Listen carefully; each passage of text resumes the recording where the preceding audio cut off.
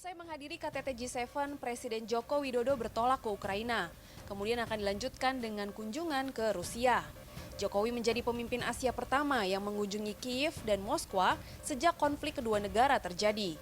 Presiden disebut berniat membangun dialog untuk menghentikan perang.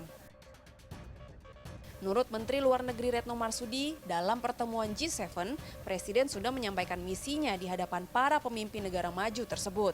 Presiden berharap adanya kesepakatan untuk mengaktifkan kembali rantai pasok global demi menghindari warga dunia jatuh ke dalam jurang kelaparan dan kemiskinan ekstrim.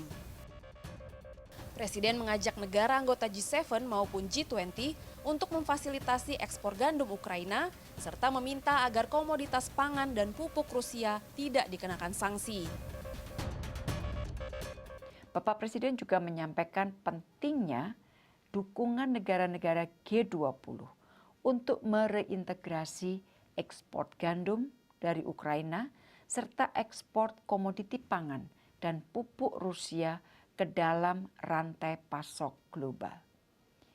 Hal ini dilakukan melalui pertama tentunya yang diperlukan dukungan dari G7 adalah memfasilitasi ekspor gandum Ukraina agar dapat segera berjalan. Dan yang kedua, pentingnya mengkomunikasikan kepada dunia bahwa komoditas pangan dan pupuk dari Rusia tidak terkena sanksi. Center for Strategic and International Studies (CSIS) menilai Presiden tidak akan menggunakan pendekatan ekonomi dalam misi perdamaian karena perang disebabkan oleh tensi geopolitik. Selain itu, hubungan Indonesia dengan kedua negara berkonflik itu tidak terlalu intensif, baik dari sisi perdagangan maupun investasi. Namun, posisi Indonesia sebagai pemegang presidensi G20 tahun ini bisa menjadi daya ungkit untuk menjembatani perdamaian. Presiden berupaya menyelamatkan penyelenggaraan KTT G20 dan mengajak kedua negara yang berkonflik untuk membahas agenda pemulihan ekonomi pasca pandemi dan perang. Presiden sedang lakukan agar G20 ini bisa diselamatkan lah gitu ya, yang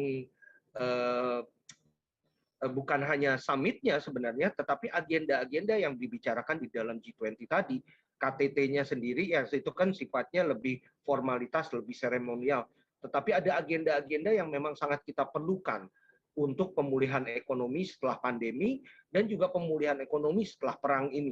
Ini adalah usaha yang patut saya pikir perlu diapresiasi dari Presiden. Walaupun kita juga nggak tahu apakah efektivitasnya memang cukup tinggi untuk itu atau enggak ya. CSIS menilai usaha berani Presiden Joko Widodo ini perlu mendapat apresiasi tinggi. Indonesia telah menjadi jembatan perdamaian Rusia dengan Ukraina di hadapan negara anggota G7 maupun negara anggota BRICS yakni Brazil, Rusia, India, China, dan Afrika Selatan. Indonesia berupaya meyakinkan negara-negara barat untuk menghentikan beragam sanksi terhadap Rusia. Jika negara barat masih memberikan sanksi tersebut, bisa dipastikan perang kedua negara masih akan berlanjut. Desy Aritonang, Maria Oktober, Jakarta.